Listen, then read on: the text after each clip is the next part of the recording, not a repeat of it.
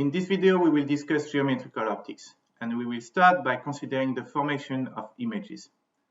We are all familiar with the image that can be observed with a flat mirror, right? That kind of image depends on the observer. That little kid on the picture sees an image of himself in the mirror, but there is nobody behind the mirror, right? There are not even any light waves that are coming from behind the mirror, and that kind of image is called a virtual image.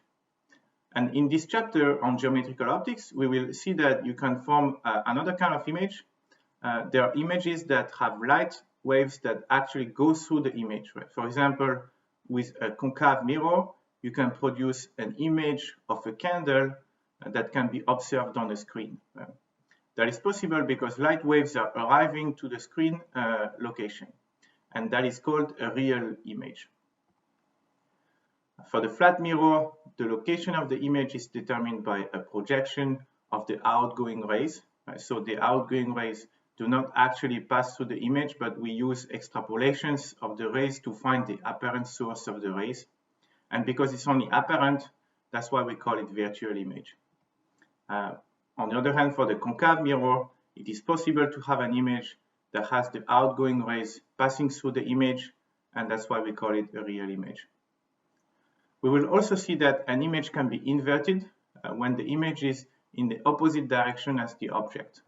For example, in the previous example, the object represented by the black arrow and the letter Y is pointing in the upward direction, but the image represented by the red arrow and the letter Y prime is pointing in the downward direction. And so the image is real and inverted.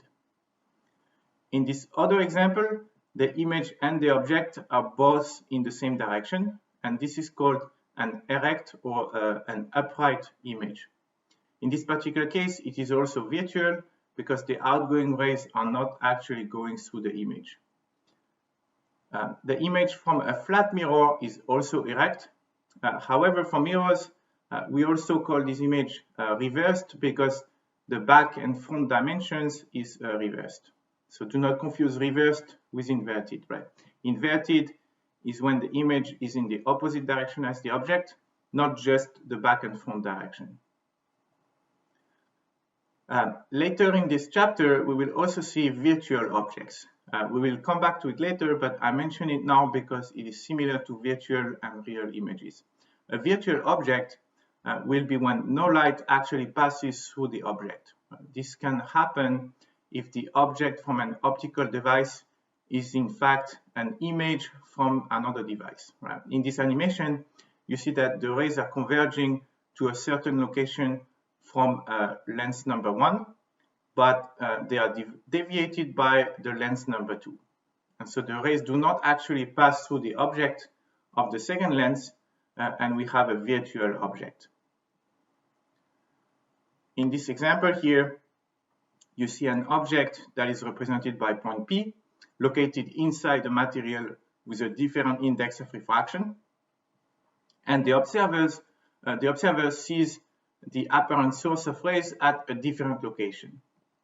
In this example, you see that light actually does come from the object, so it is a real object, but light does not actually pass through the image, so it is a virtual image.